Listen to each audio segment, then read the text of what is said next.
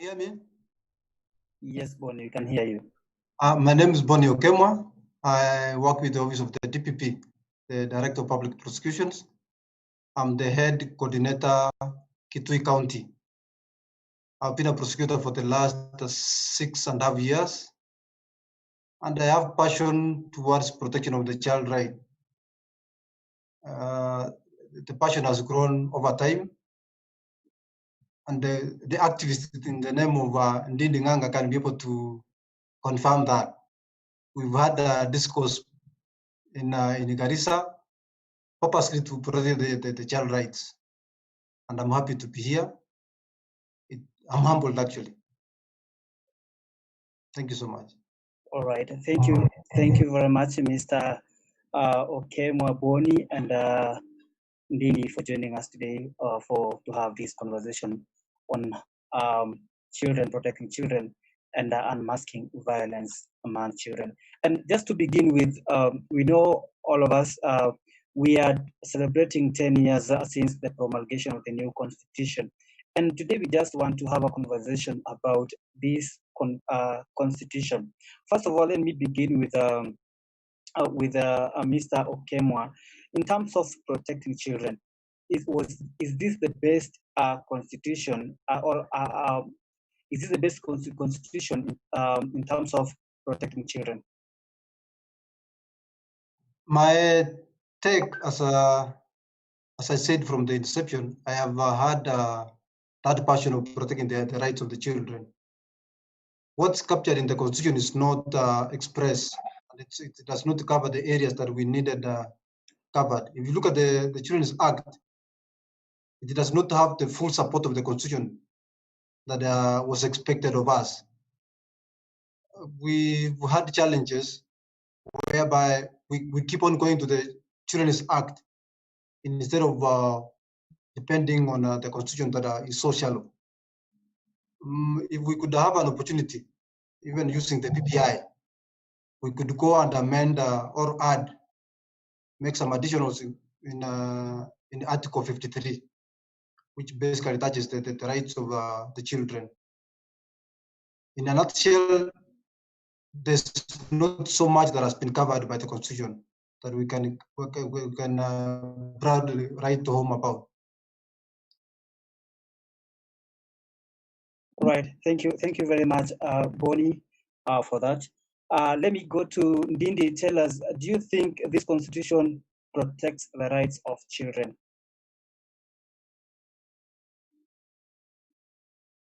Ndindi? Well, as my yes, I'm here.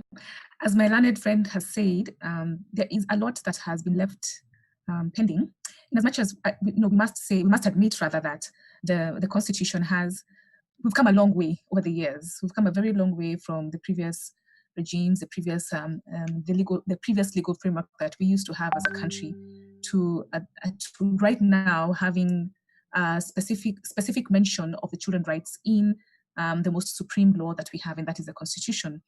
And well, I would say that it's good that we have specific mention on about children in the Constitution, Article 53, which it does not go into much detail, but that's because the Constitution is a skeleton. It's supposed to then make provision for other subsidiary legislations to be enacted.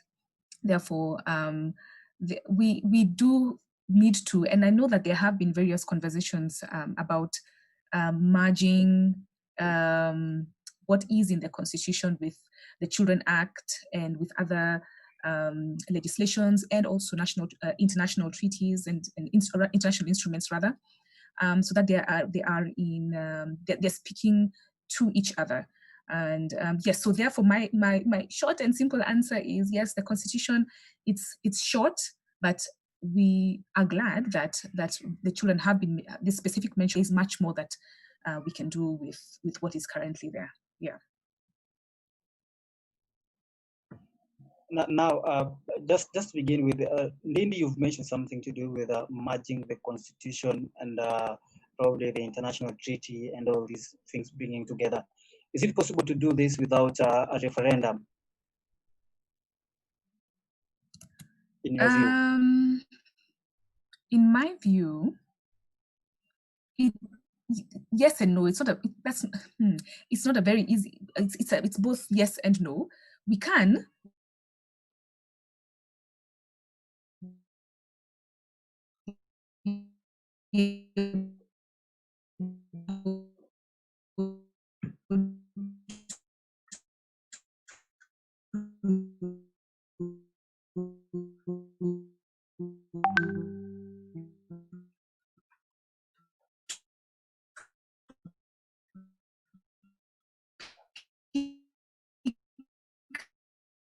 What is already in, we can be.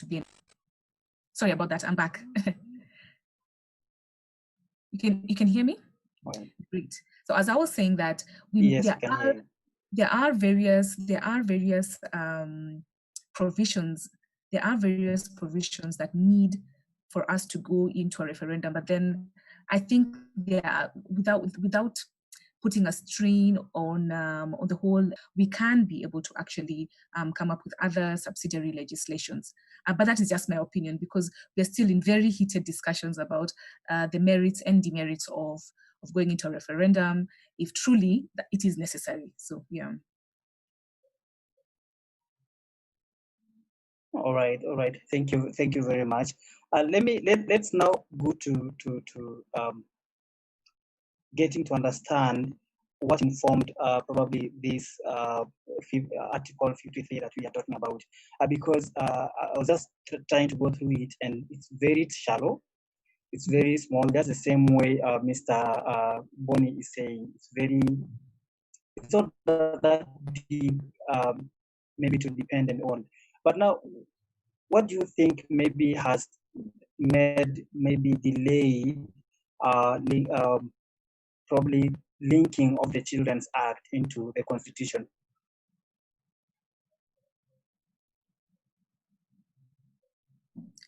Sorry. Dindi, can you hear me? Collins, yes. Could you kindly repeat the question? All right. I was asking probably what has led to, in your view, like what has led to the delay of linking the Children's Act with the Constitution of Kenya? Is this something that could have been done before or early enough? Yes, I think that this is a process that is way overdue. I mean, if you look at when our constitution was promulgated, that was 10 years ago today, in 2010. And if you look at the length of time that we've taken, to me, it has taken a very long time. Perhaps some of the delays could be attributed to the various contributions from stakeholders, which have been there. But there's a push that is lacking. It's taken too long for that final push, for it to be presented in Parliament for the various readings. It has taken a bit too long. I remember being involved even in the collecting of the views with regards to what needs to be in the to be amended, or to be added rather, into the Children Act, with reference to the Constitution, and with reference, of course, to emerging international trends and instruments. And that process has been ongoing for a while now. The views have been collected. The bill has been put together. So I think there has been various delays. Of course, this year has also been a large contributor with the whole corona pandemic, because it was supposed to be presented in Parliament, but then now, because of the pandemic, there has been now another further delay, so there have been various things that have caused the delay, from collecting of views to the actual process of getting the views from the members of the public, and having the bill sponsored to get into Parliament. So it's long overdue. It's long overdue. I mean, the Children Act was passed in 2001. Between 2001 and 2020, it's almost a whole, half a generation. Therefore, it's way overdue. All right, thank you very much. It's so much. It's overdue. Let me hear from Mr. Bonnie, as maybe being part of the ODPP. What is your role in terms of making sure that children find or get justice, making sure that violence against children comes to an end? Basically, our role goes with the mandate that the office has towards implementing the laws that are in place. And this is basically in the criminal justice system. This one, we are trying to address the violence against the rights that have been put forth, that we know either in the Constitution or in the Children's Act. We've been having challenges because we are actually the conveyor of the criminal justice system. There is a stakeholder in the name of the investigating agency, and we have the courts. As the conveyor, we've been trying to work so hard to implement the law by making sure that whatever that has been reported gets properly investigated, and when it goes to court, the victims get the justice that they deserve. We've had a diversion policy. Some victims don't feel like the court system is the best system for them to be going through. So we actually have been appealing to members of public, especially the victims, to get leeway by us addressing their predicament by using the diversion policy and even the plea bargain. This one is basically to shorten the period of time that the court system takes. Some feel like a case takes around 3 years, while it's provided in the Constitution that it's supposed to take 6 months. It's not practical. My learned sister can tell you this. It's not practical to pursue the rights of a child in court in 6 months, or to defend a child who has actually violated the criminal justice system in 6 months. Our mandate, again, to protect the rights of the people, we at times stumble onto the rights of these people, the very people that we are trying to protect. I can say this for free. We fall back, we cause backlogs, we cause delays, we misadvise at times. But as an office, we are trying to avoid such delays, such misadvices to the users of the law. It's most especially the children who are so vulnerable. And that's how we are trying to circumvent by protecting their rights. All right. Thank you very much, Mr. Okemwa.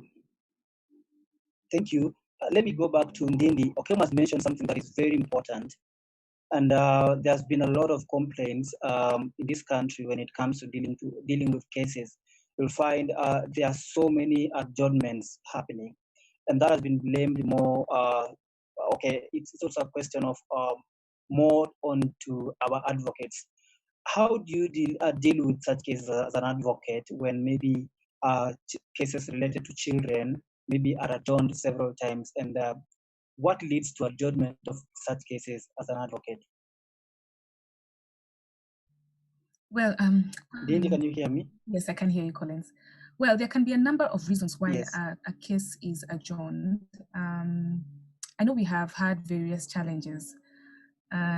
Also, and just simply understanding what it entails and to go through the legal justice process. And sometimes I get the feeling that not many legal practitioners understand what the mindset of a child going through the legal justice system. That can be one of the greatest challenges and gaps that we have, because if a person understands that for a child to go to be brought in court either as a child who's in conflict with the law, or a child who is a victim of a certain offense, then it means that there's a way in which they operate. One thing that causes several adjournments, I would say, is is, for example, the fact that, like I said, that people don't understand that there's certain laws that need to be followed for the children to be heard. For example, the courts need to be cleared. I know that one is well known, but then there are also others. For example, that the children's cases need to be heard first. At times, you'll have a child who's very tired, very exhausted, traumatized, has gone through various traumas, and is unable to actually testify, for example, in the afternoon. And that's sometimes on our part that we have failed to raise it up in court. Other challenges have been even on the part of the court, providing child-friendly courtrooms and allowing for the children to be at ease when they are testifying, whether they are coming in as witnesses or whether they are offenders. Also, just reducing on the technicalities. Now that's on technicalities when it comes to children cases. You'll find many times that the magistrates and judges are actually more lenient when it comes to technical processes, especially when it comes to children cases. And I think we need to be able to take advantage of that. We need to be able to take advantage of the fact that we point it out that this is a child, and whatever technical hurdles there are, we need to actually get through them as fast as possible. Some technical challenges, for example, can be how fast do we process, do the police officers and prosecutors, I'm not looking at my friend Okemwa, process things like age assessments and various orders that the court is able to do it fast enough. We need to do it fast enough because not only does the law require us not to subject the children to long legal processes, but also just the mere fact that we are supposed to protect the children from various traumas and various traumas and re-traumas by being in court. Therefore, we do have an obligation. And I'd say on our part as legal practitioners, the main thing is that we have failed to understand a child going through the legal justice system. And that is normally a great tragedy. There are steps that are being taken to sensitize legal practitioners on how to handle children in court. And this is through, for example, we have special weeks like the Children's Service Weeks in various court stations, whereby now, the legal practitioners and the courts are encouraged to actually focus a lot on the children cases, and through that, be able to understand and assist children.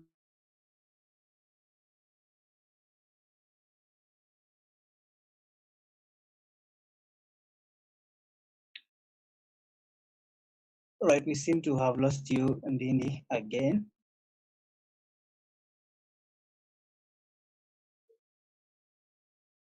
Okay, Mr. Okemwa, can you hear me? Yes, I can.